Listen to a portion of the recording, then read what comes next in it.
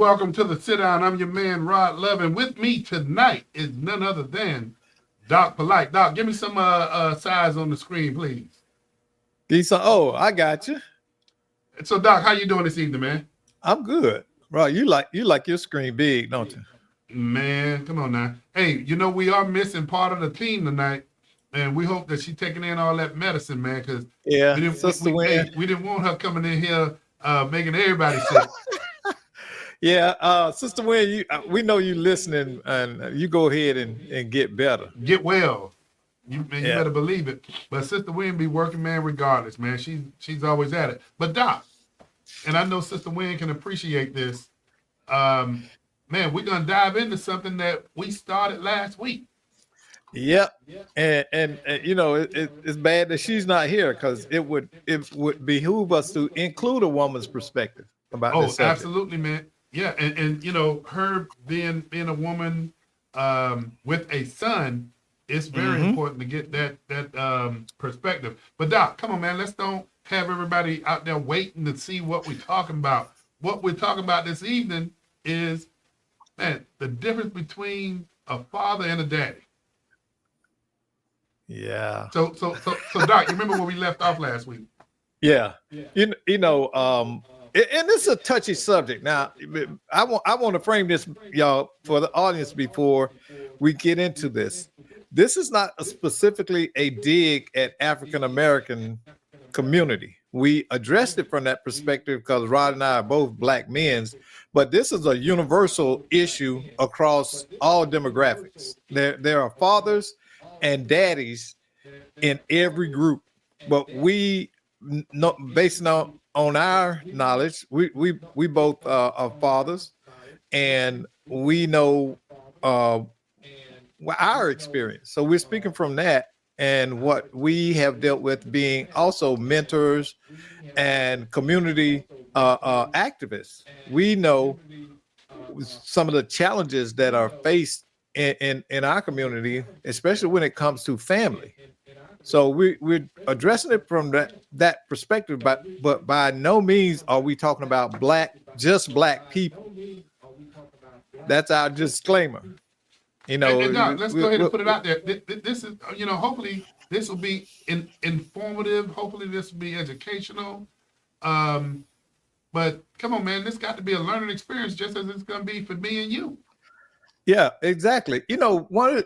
This is a generational conversation, if you will.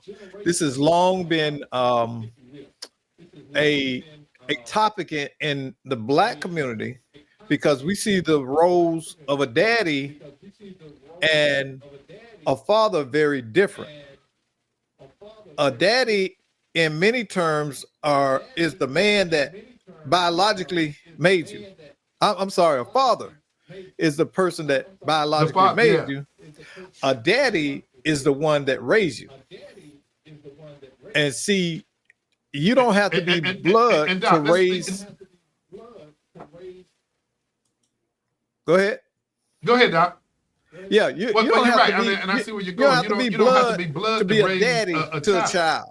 No, you don't. You don't. What you have to have is a profound desire to be impactful and love for that child, and to ensure that they are able to be protected, and we understand what that looks like, and that we're there for them. All right, Doc. So I'm gonna break it. So Doc, I'm gonna break it down, and we must have that little delay must be taking place tonight. But from the father perspective, Doc.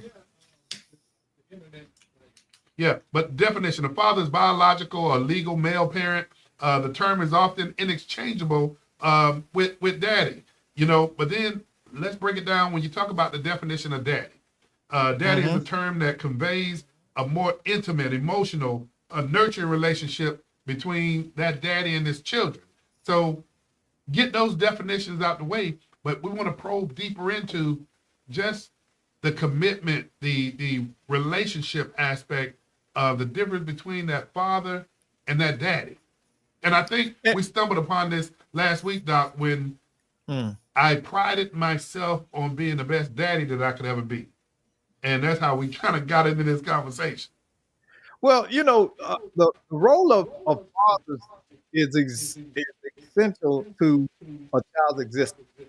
It's essential to creating that child, but it doesn't automatically encompass the emotional and responsibility aspects of raising a child. And that's why we hear the idiom, anybody can be a father, but it takes a real man to be a daddy. And that's what that's rooted in. So Doc, you just broke this thing down in terms of the roles. Right. And that's the difference in role. Yeah. So we wanted to just go to the academic aspect of it. We can talk about the role of a father provides the foundational aspect of parenting, such as the financial support, such as protection and meeting basic responsibilities. But then if you look at the role of a daddy, that role is, the definition of that role is different. A daddy is often seen as someone who is actively engaged in their child's life, providing love, care. And speaking of love and care, I wouldn't be who I am if I didn't give my baby girl a shout out. Happy birthday to Reagan tonight. Man, I don't have no more minors in my house, Doc, but I'm gonna keep going. But that's the love for my daughter. But Doc, you got two different aspects. One aspect, the financial aspect of responsibility, the protection, and then but see dad does that too. That can be kind of precarious as well, because a lot of men think that just giving the money, they can give the money, but they still just they kind of in a gray area, because you need that involvement. You need that emotional aspect of it. A lot of kids would rather have time with their fathers than have money. When your dad shows up, to your game, or comes to a play to support you, or he's involved at your school and he's one of those school dads. Everybody at school know, hey, my dad he's going to support us. Not just me. He's coming here. He's going to be here for the other kids and things like that. And so when you look at it that way, you understand that it's about nurturing.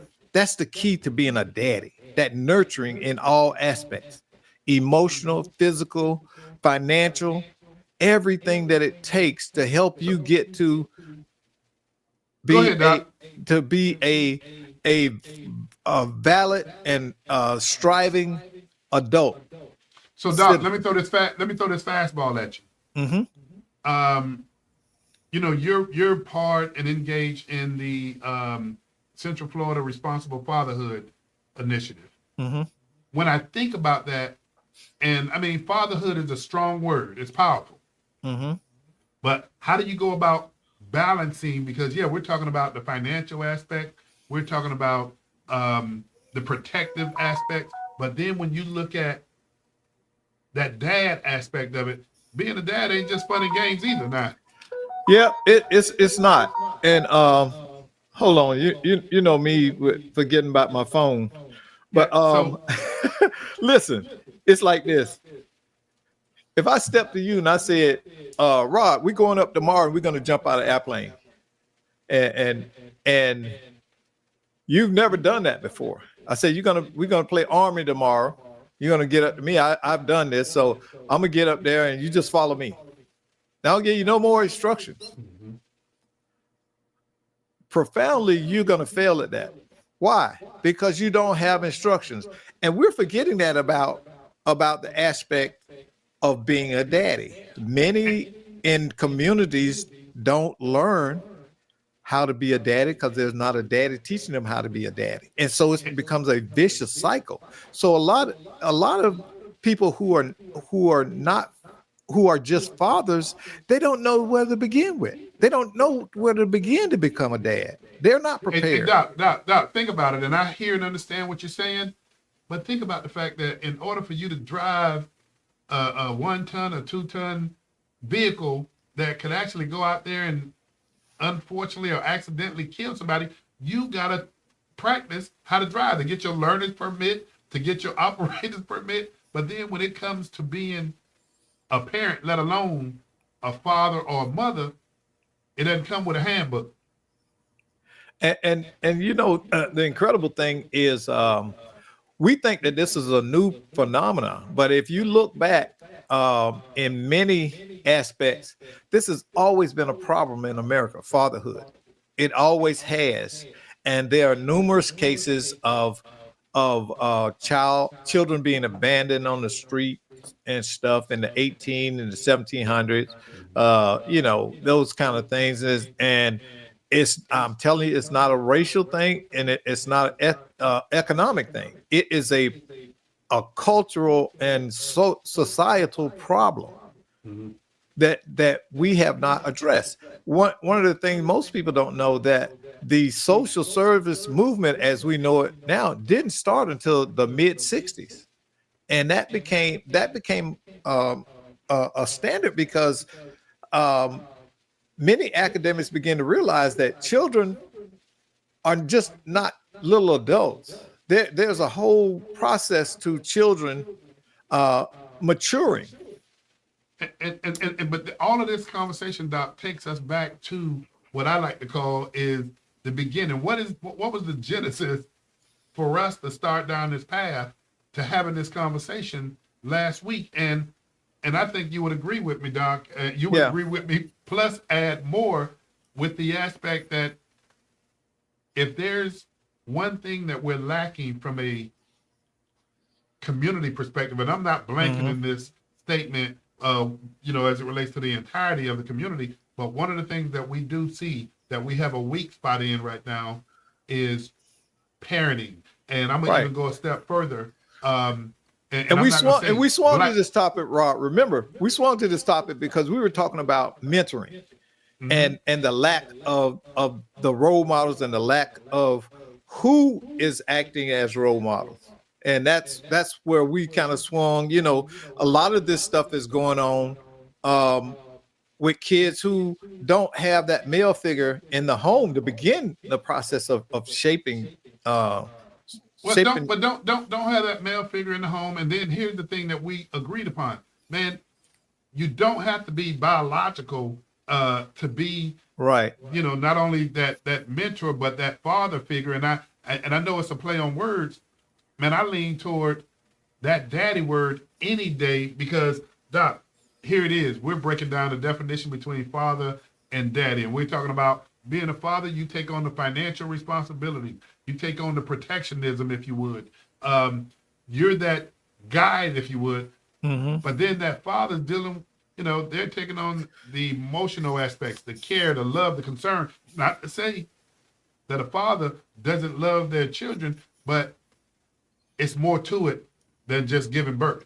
And the thing that a lot of people don't understand, that the lack of having a daddy is a lifelong scar. It don't just stop when you turn 18. I've met men who are profoundly wounded and damaged because their father wasn't there. I got, you know, Doc got 1,000 stories. I was a counselor at a treatment facility, and on my first day of doing a holding group, that's when we had all 85 of the residents come in, and I was the new counselor on the block. And the first thing I told them, don't come in my office telling me about your life bad because you ain't have a daddy. And boy, that ticked them off. But what I was trying to do is alert them to the fact that, yeah, okay, you had that happen, but it doesn't need to define you. I don't want to have that conversation. What are you doing now, right now, that you can control? And Doc, but you know what? You raised an interesting aspect of this from the standpoint, as you were saying that, I'm listening to you very carefully, and you're right on point. We all have fathers. Yeah. But a lot of us didn't have daddy. Yeah. But in growing up in the community that I grew up in, man, I had a lot of you know, you could refer to them as father figures or daddy figures that would say, hey man, don't do that again. I'm gonna come down there. I'm gonna talk to your mama and tell your mama what you do. We had back Yeah. then what you would call a village, a community, Yeah. and we would engage. But Doc, I gotta come back again full circle, man, and let's talk about the distinction. And for those of you who are tuned in, we're having a conversation this evening, and we're not putting one in competition with the other, but we are. We're making a distinction between being a father and being a dad. Mm-hmm. And, somebody got to say it. Any of us can be a father. Well, one of the Point things blank. I find out, Rod, is a lot of people don't want to drink the Kool-Aid and they need to. You understand what I'm saying? Yeah. Because you don't have to stay stuck where you are. There's nothing that says you can't wake up tomorrow and change your life entirely if you are committed to that change. Because you were raised without a dad does not mean that you can't go and decide to be the best dad. I never had a dad. But Doc, but on that point, there's a lot of conversations that are not being had that should be had. Yeah. You know? Yeah. But I see people not wanting to do the work, Rod. Is it not wanting to do the work? Is it not wanting to do the work, Doc? Or is it not wanting to offend somebody? Because see, it's like this. You know what the biggest reason that people fail at counseling, or they drop out of counseling? What is that? Because they hit a wall where they actually no longer have a way to deflect what the problems are, and they have to take responsibility and do work. That's the point that most people want to drop out of counseling, because now they're aware of it and they know they need to make a decision about changing. And that's scary. Yeah. Doc, I think having these types of conversations, hopefully, man, we can encourage more men, period. More men to kind of sit back and sit down, if you would, if you to play on words with the sit down, but but to sit back and really assess whether or not they're being their best self. Again, we can all be fathers, Doc, but I want to be the best dad that I can be, and that means putting in more work. And that also means being cognizant of the time you have. See, a lot of people think they got time. I got time, I'm gonna change, and the best time and the only time you have is right now, deciding what you want to be. Mm-hmm. A lot of times, those fathers can make a choice to become a dad. They can begin the process, and take responsibility. The hardest thing for it is taking that responsibility to say, yeah, I failed at this. And being open with your children. Say, yeah, I could have done better. Or I should have been there. Doc, you're hitting it right on the head. But you know what, man? I tell you, I would love to get some of those other perspectives. And for those of you who are watching us on the Let's Talk Nation Facebook page, I just like to get some of that feedback about what do you believe. And man, I tell you, I hate to say it like this, because no matter which way you say it, it almost devalues one of the two. But what is of more value to you, being a father or being a dad? Well, you're talking about, let's reframe that, the emotional role. Mm-hmm. When it comes to being a father versus being a dad, I think it's defined more in an emotional role of a man being present and engaged, where that child can come to them, can rely on them for sage advice and wisdom and guidance that's built on their love for their child. They want to see them. You want your child to see you being productive. You want them to see you being resilient. want them to see you being a balanced man, a fair man, all of the positive attributes that make a man great. You want But to don't see you? your But children. don't you have to put in the work, Doc, Yes, it's work. to earn the trust first and foremost? Well, when you consistently are delivering to your kids the same thing, like you, okay, your girls, as crazy as you act sometimes, the girls love you. Why? Because you have consistently shown your commitment to love, provision, protection, and emotional understanding. You understand? Nah, cause see, my And daughters might see, take that and say no, no, they've gotten no. used to the craziness. I told you.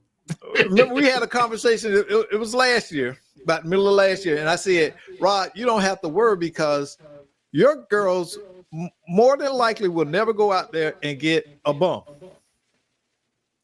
Why? Because you set a role model. You set a framework and a mold that boy, that young man has got to meet, because they're not going to tolerate that, because they're going to see the difference in how he acts versus how daddy would act. See, Doc, what I'll do is I'll defer because my father-in-law, he's the pastor, and I know you know the word too like none other. But man, what I lean on is the fact that what is that verse that talk about you raise a child up In the way you should go, and he will not depart from it. Hey, and so that's what and I'm exactly. banking on. And also, the Bible tells us, don't bring your children to wrath. Don't provoke them to wrath. Man, you know why? And some parents do, because they cuss at their kids. They do all kind of stuff. We automatically think, when we say parents, we think of these loving people who cook us dinner, wash our clothes, give us roof, and all of this thing. But it's a lot of mammies and fathers out there, a lot of them. And these are people who shouldn't have kids. Have you ever met someone you absolutely say to yourself, this person shouldn't have never had kids? They have no business with children. You know what I do say, Doc? Here's what I do say. I do say that I've witnessed and I've, just kind of been in the forefront, if you would, of watching the way these mothers have transcended being that mama, if you would. Mm-hmm. Being in my household, my kids, they just call their mama Ma. But I see that more than I see men who are fathers that transcend into becoming daddies. When you and I, we prepared for this show and we did some analysis, man. We went and we just did some work with just making sure that we were engaged in this discussion. But when I look at the term daddy, transcends biology, often applied to someone who fulfills that emotional and nurturing. But then when I look at the father, who's defined as the male biological contributor, listen to that word, Doc, contributor to the child's existence and genetics. Mm-hmm. I don't hear the love, the care, the understanding, and even me with my daughters, I got to be the heavy too. And a lot of women are actually put into the role of having to be mama, by just single parent mama, and it's unfair. Now, but that's why we have a lot of these other organizations. I mean, and I hate to say organizations substituting being a parent, fatherhood, or being the daddy to a lot of young people out there. And I saw Bishop Stubbs online with us, man. He has an organization called Standing Tall, I think it is, Doc. Mm-hmm. And you see these organizations that are out there filling the gap as it relates to being the daddy to some of these young men and wayward boys that they need that attention. They need that mentorship, but they need that engagement. I mean, anybody, and I hate to say it because we pit one against the other, but anybody can Well, be a father. I always encourage mentorship. The only complaint I would have about mentorship, as I see it, is we're not intervening early enough. We are catching kids after um, they get into trouble most times, or they've been out in the street. That I told you that's why I can't stand that whole credible messenger crap. And yeah, I said that, and that ain't on Rod. That's on me. Because what it's saying is mess up, we'll make you a spokesperson, and then you can teach kids how to mess up. But what you're doing is reaffirming that you'll get you'll get yourself together after you have had a run in that has done damage to you. And Doc, I will say this, and I'm gonna weigh in on that.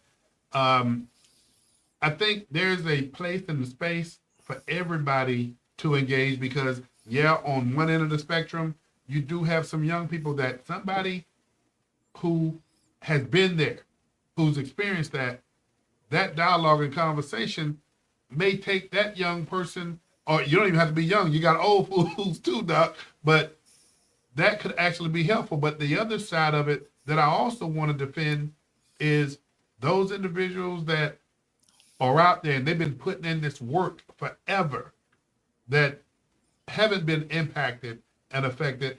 We got to give them as much weight as being mentors and credible as well. But here's the issue with that. And most of the data says it doesn't work. This is why they won't hire them to work at youth facilities.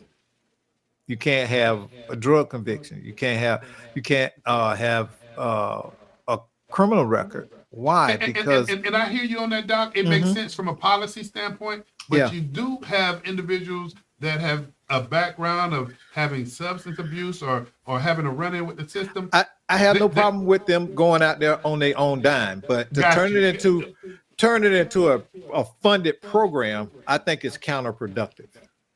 Because now it becomes a reward system in a certain way. You messed up. We're going to give you some money now because you could teach those kids not to mess up.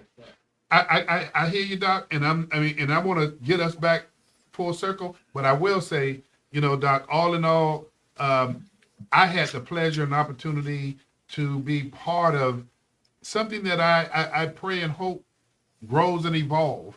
It's called Iron Sharpens Iron. Okay. Was invited yesterday, man, and probably about 15 or 20 men. We got together, man, and we were engaging each other, man. It was a safe place for us to have our own conversation. But everybody in that circle, were impacted by something. We had individuals that have past histories that made mistakes, and we got some folk that really impressed me sitting around that circle to talk about how just some dialogue, faith, and conversation with other folk helped them change and turn their lives around. So I'm not going to discount it, but I understand what you're saying. Yeah. And we still need to address the fact that we as men are not engaged at the level that we need to. I watch Black women, and I pay attention to how they coalesce around each other. They organize. They are focused on growth, and there's no reason that Black men can't do that either, other than in many respects ego. Doc, that ego. You're so right, but you know what? Here's the irony of what you just said. When we have a crisis in the community, and this is not just an observation, when we have a crisis in the community, we see, and I'm not just going to say Black women, we see women running to the forefront to address the crisis. If there's a drive-by shooting, if there's something that's taking place, we're supposed to be those protectors. And you know what? I hear people talking about live and live, and you know, women can stand to yeah, they can stand to the forefront just as we can. But man, I see women are really our armor guards, man, running to the forefront, and you're looking around and you're saying, where are the brothers? Where are the men that are the again, how can you be what you haven't been raised to be? How, I mean, when you talk to these young men now, I'd say many men under 35, young men, a lot of them lack emotional maturity, emotional IQ. And what I mean by that is how to deal with conflict, how to self-soothe, okay, and how to critically think a problem that they face. A lot of them lash out. And where does that come from? Because they were raised in a household, more than likely, where emotion was the primary issue that was modeled. The behavior that was modeled was primarily emotional outbursts or get emotional about a situation than to sit back and think about it. So Doc, here's the question to you. And I get where you're going, and I can appreciate it. Yeah. So since we're going through this process and identifying the weak areas, if you would, how do we impact that? I mean, what do we need to do to impact? Yeah, we know we do have faith-based organizations that we would think and know that are contributing to helping building men, if you would. What other aspects? What other conduits that are out there? Okay, it can be some, but let me tell you why we want this. We want to. There's a long-term social benefit of having dads versus fathers. Okay, and I just touched on one of them: emotional resilience. When the child, all children, boys and girls, when they see their father being consistent and patient and problem solving, using that logic versus, mom's tendency to be emotional. And y'all don't come at me about being sexist. There are profound differences in men and women. That's why we have men and women. Okay, men often lack the emotional makeup that a woman has. I would not want my wife to be as hard as I am. And I want her to be soft and yeah. Doc, if you would, man, because you said something and you just skirted past it. Can you make the statement again about the value of the long-term impact of having the value of more dads out there than fathers? Well, again, it engage with your children. It's a role model. You're showing them how to handle the emotional aspect in a different manner. Okay, when your children see you solving problems versus screaming or whatever, or getting excited, and you like me, in case in point, me and my wife have a very different view of almost everything we encounter. She'll see something as a crisis and I see it as a problem. And that's one of the things that I've always stressed to her. In our marriage, in our relationship, we have problems that are solved by both of us participating in the solution. Okay, we don't go there and I don't accuse her, she doesn't accuse me. We look at it and say, okay, why did this happen, and what outcome do we want? And it's mature. That's what adults do.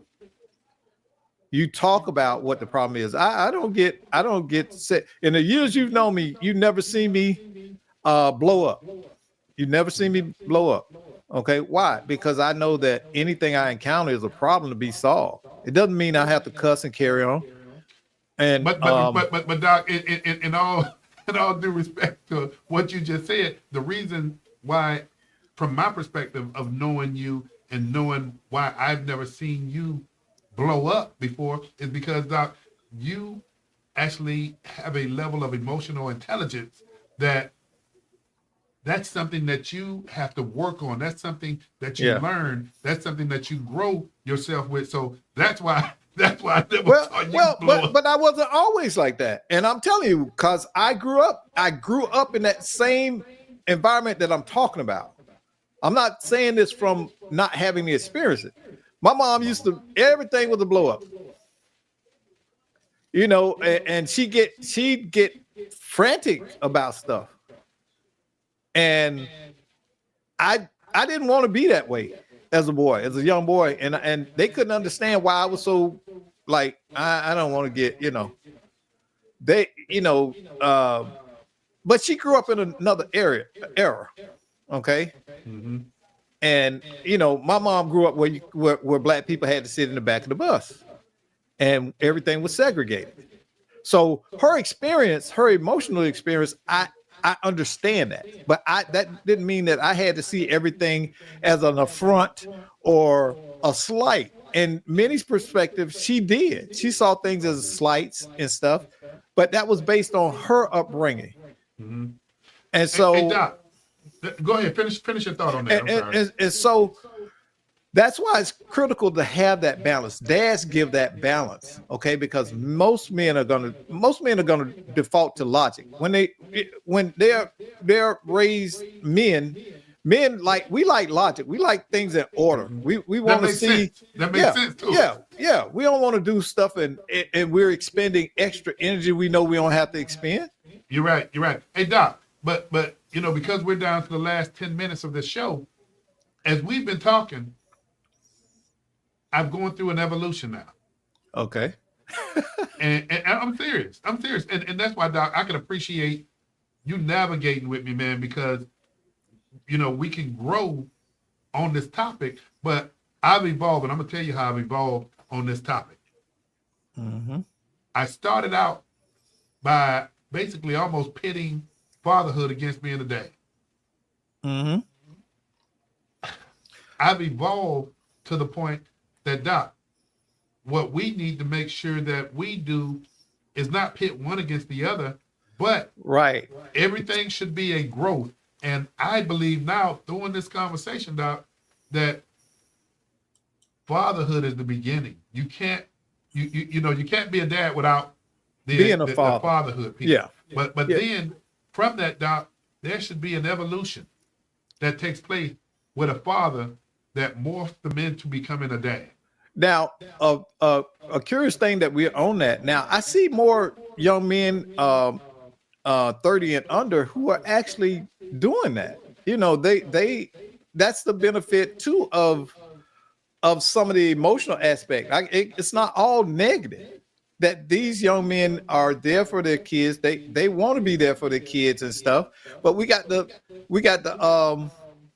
phenomena of toxic baby mamas now, which we didn't have generations ago.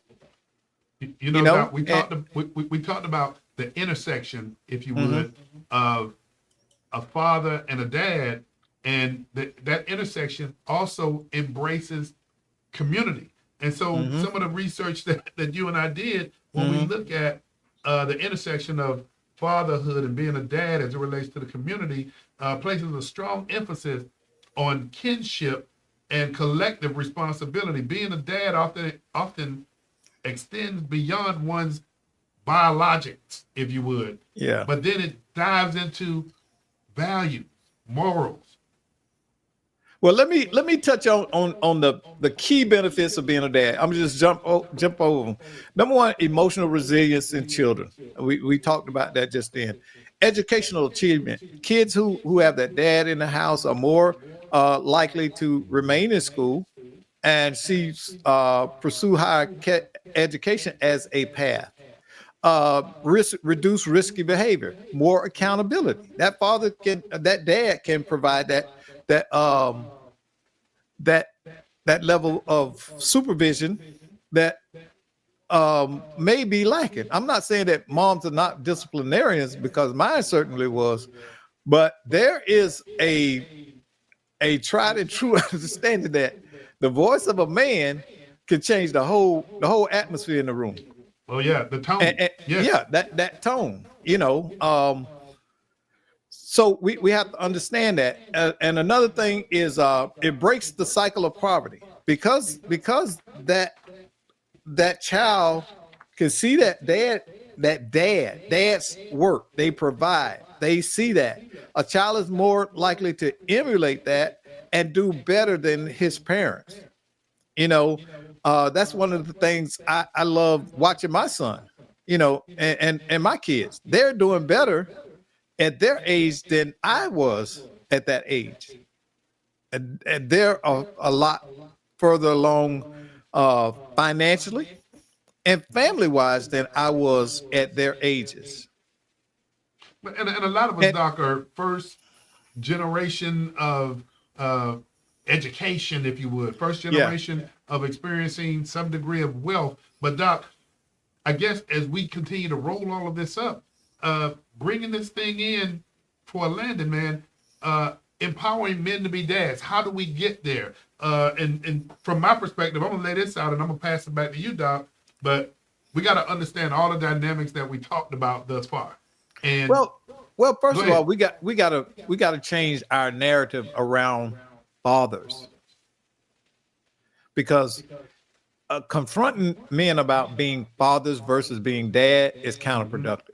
Mm-hmm. They many times they are unemployed or they lack resources. It's many obstacles that they're encountering themselves that don't lend them to be the dads that they want. Don't think every If you man that. if you base it on the definitions that we have gotten here and we talked about Mhm. tonight and that Yeah, we've gone to Webster, if you yeah, base it on that, you would have men that would sit back and say, okay, want me to be a good father? I'll pay my child support and I'll have my discussions with my child about right, protectionism and yeah, move on. But no, it's yeah, wider and it ranges yeah. far wider than that. Because dads are important. We want to see every father become a dad. Because why? Because the better off our community is, better off. It becomes safer because all of us are contributing. Okay, there's more of a connectedness when that dad is in the house. You could go to a lot of neighborhoods, and the house where the father's there and the mother's there, a lot of the kids in the neighborhood, they hang out there. Mm-hmm. I know that certainly was my kid's case.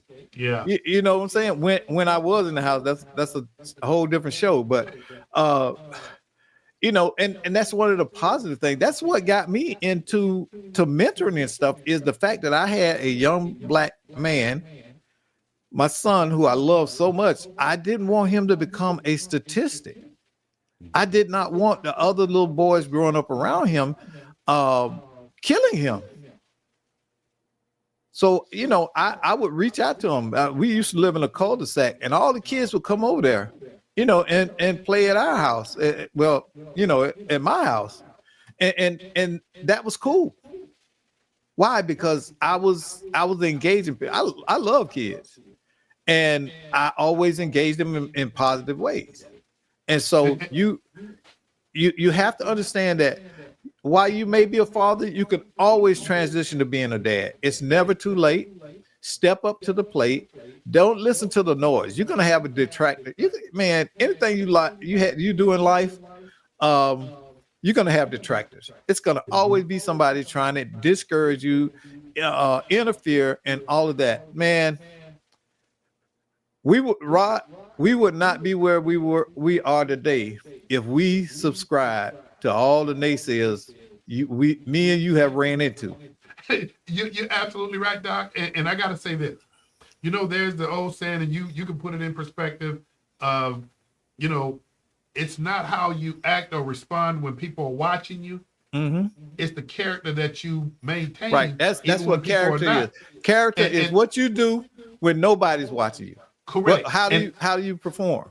and on this topic, Doc, unbeknownst to me, my daughter, boy, I love them both, but my baby turned 18 today.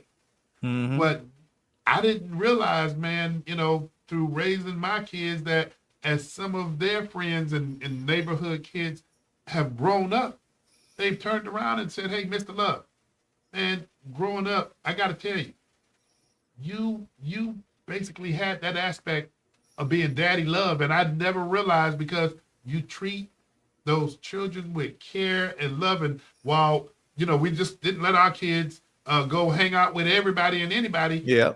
We wanted to make sure that those kids at a young age were setting their sights on shooting for the stars. And those kids that grew up around a man, you just don't realize that while you're being a daddy to your kids and teaching them, other kids are watching that as well, and they're embracing it. And now they're grown and they're saying, "Man, And I it's really gonna appreciate and respect that." it's gonna get even more profound for you when they are older and they have their kids. My daughter, she surprised me. My middle daughter surprised me, and she said she was telling her husband, our parents gave us standards. We had to perform and do things in the house, and we just couldn't make up excuses. They had an expectation on from the time I was born, and I can remember we were always taught that we were going to college and that we were going to be successful. She said they told us that all the time, and we did. You ingrained that in them. Yes. Because why? Because we know it getting it here. Okay, planting that seed will blossom. And it's easier for young people to grasp success when that's all they're being told about how successful they're going to be, versus you continue to get out in this real world and that competition hits you. And you have, like you said, Doc, earlier, you're going to have your naysayers, you're going to have your haters. I wish I'd invested in Haterade a long time ago. I wouldn't even be working today. But Doc, we about to tune off, man, but I appreciate this conversation tonight, brother. All righty. Hey, for those of you who tuned in to the sit down, hey, we're here every Monday from 6 to 6:45. Tune in, and we'd love to have you on the show as a guest every Monday from 6 to 6:45. My co-host, Doc Polite, and also Sister Shaquita Wynn, we love to see you. We'll see you next week on the sit down.